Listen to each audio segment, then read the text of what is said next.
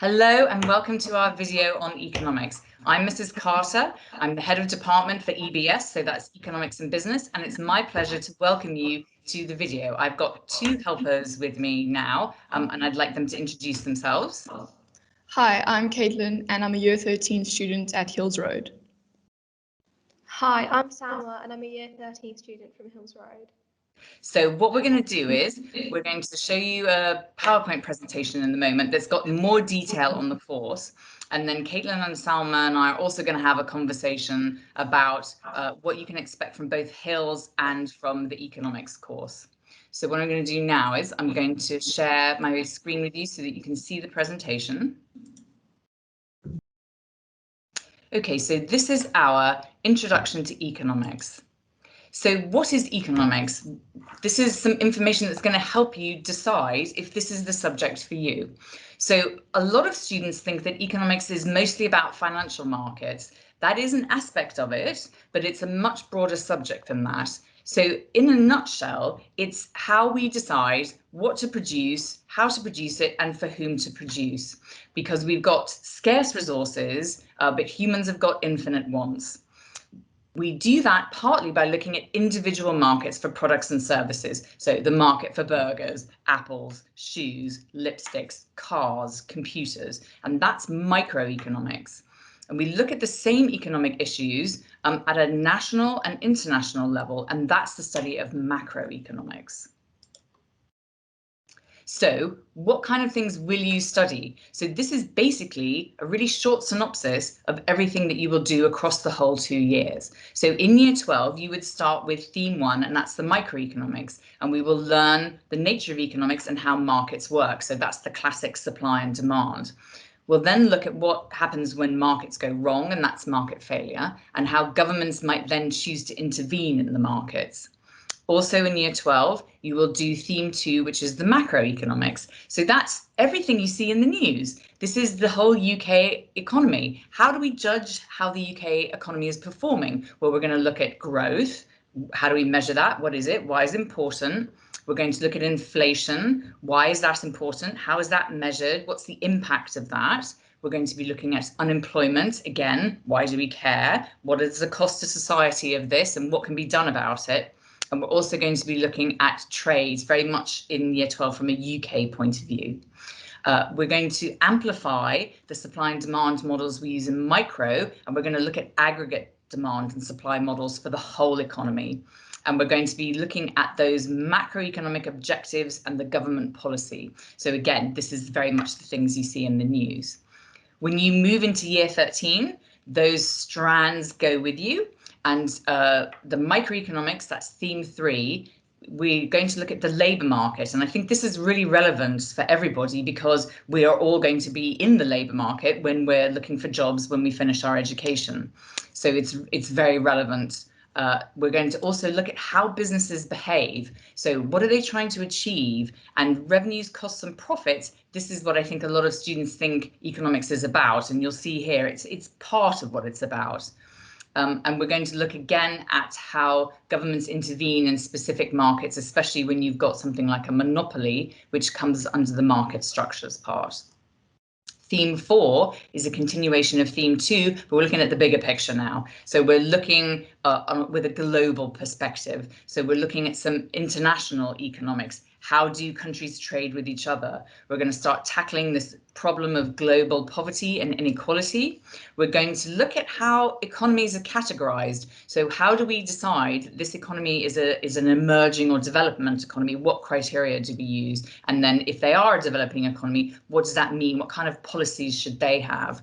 The financial sector, this is where we're talking about financial instruments that a lot of students think this is what economics is about, and you can see it's a small part of it. And then we're going to look at the role of the state in the economy, so government intervention. So we've done this in quite a few little ways, and now we're going to look at it on a much broader scale. Okay, so that's a taste of what you would be studying. How will you be studying it? So what are your lessons going to be like? We like to have a lot of variety in economics. So there's a lot of paired discussion and a lot of group work. We run debates in classes. You will have independent research to do for different industries and also for different countries. The country profiles are a big part of theme 3. So you're going to become experts in a selection of different countries to decide whether they're developing, already developed, and you'll know a lot of statistics about them. We work with a lot of case studies. Diagrams, really important part of economics, and there's lots and lots of diagram practice. We've got big whiteboards in the classrooms, and then students have their individual whiteboards, and we're practicing diagrams on them lots, and we run some simulations sometimes as well.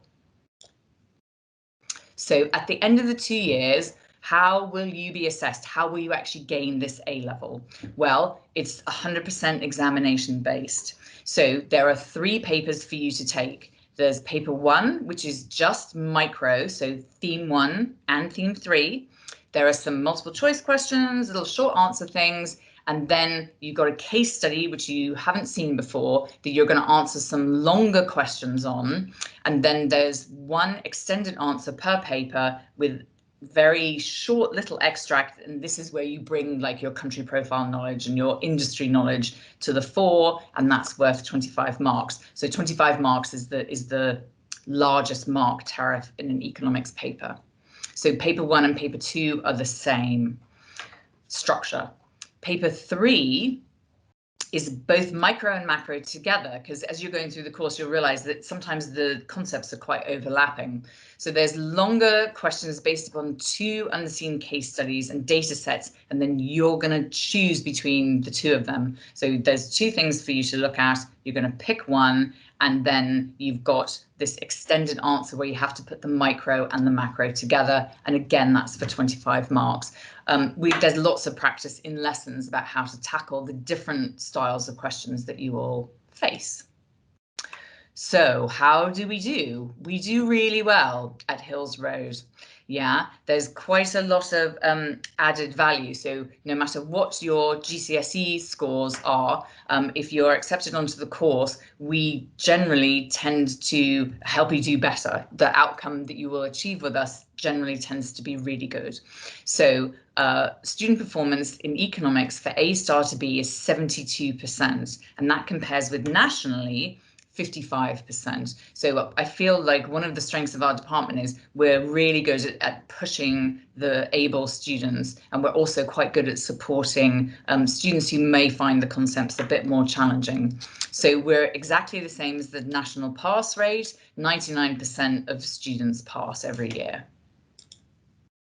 So what can you do afterwards? So our student destinations we're quite proud of. So quite a few students decide, excuse me, to go into employment, and that is fantastic.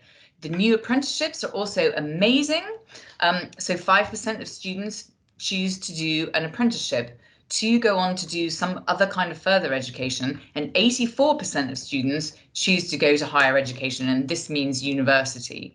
So there's loads of different courses that you can take at uni with an economics A level. So obviously there's economics, and there's a huge range of like PPE, PPS kind of different degrees you can take with some economics in it. So politics, philosophy, and economics is what I'm talking about, or international economics with some different humanities. My degree actually had economics and politics in.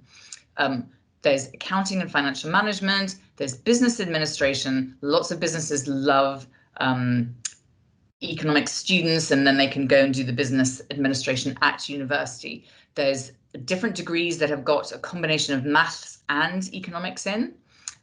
Marketing degrees, business degrees, maths degrees, mechanical engineering, and things like sports technology. So any of the sciences, I'm sure, would also be really happy if economics was one of your 3. So now who should take economics? Yeah, so the question is, can you take both economics and business? That's the most frequently asked question that we get in any kind of open event. So if you're thinking about a career in marketing, business management, logistics, and you haven't got your heart set on going to Oxford or Cambridge, then yes, yeah.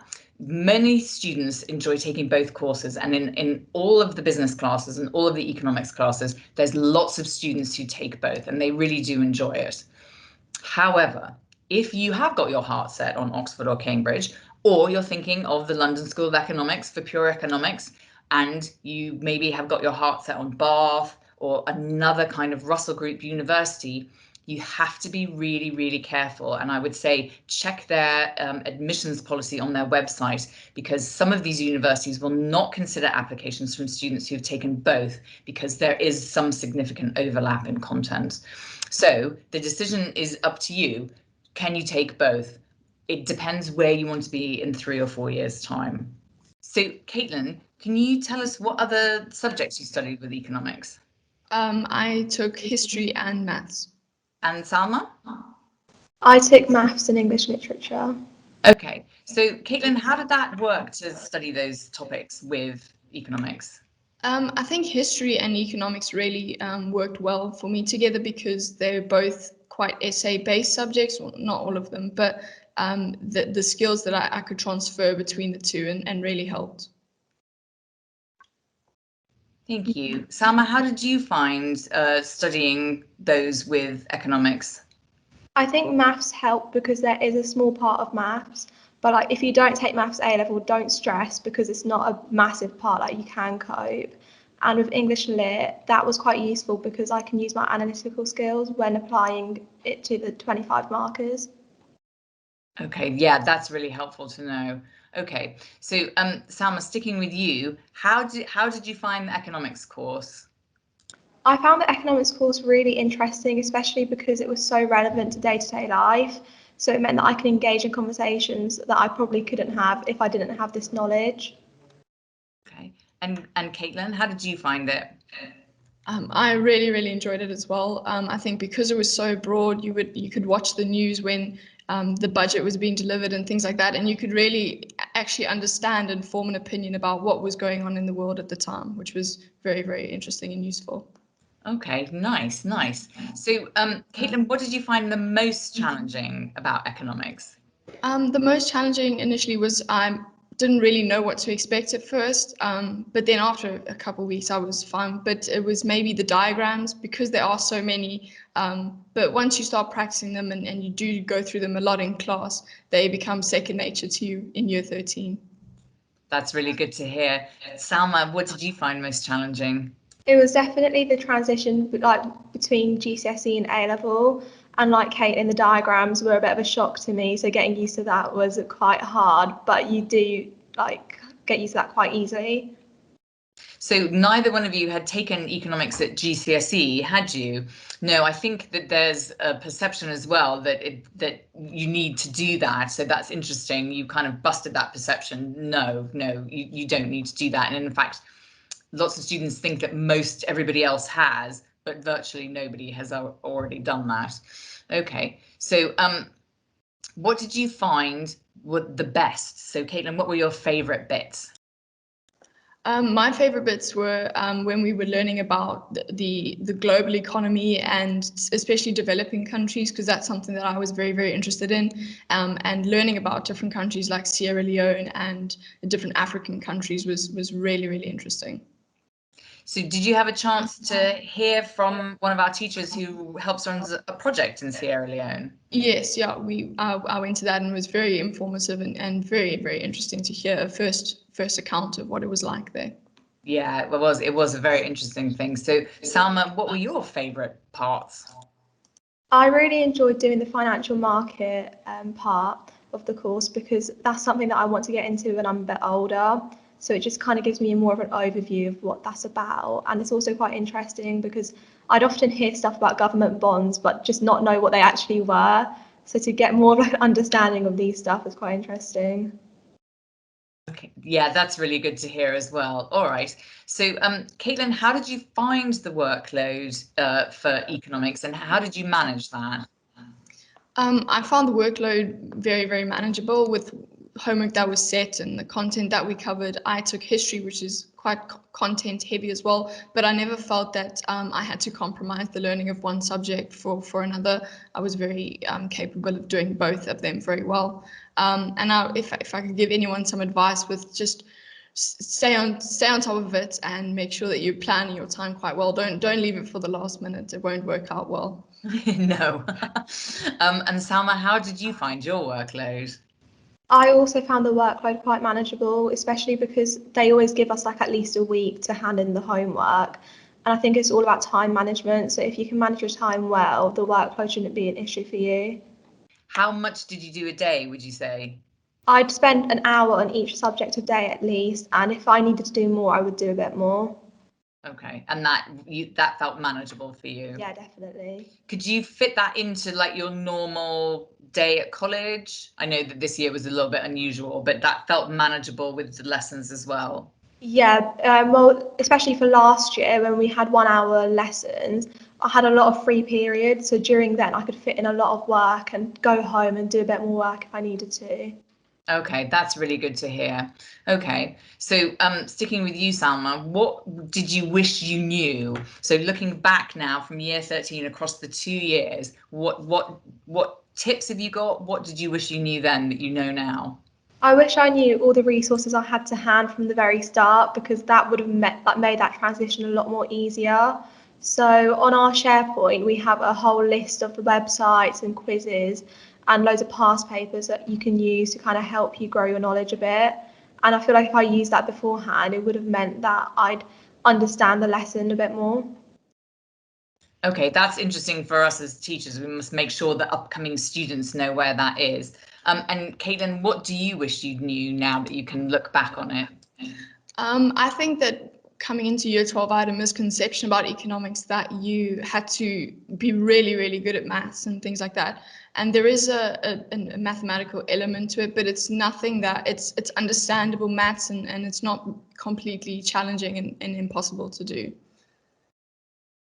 Okay, yeah, that's good to know, because I think that is quite a common perception. So the kind of maths that you do have to do are things like percentage changes, we often do, and it's interpreting data a lot of the time of like, you've got a graphical representation, you have to pick out where the country's experiencing inflation and things like that.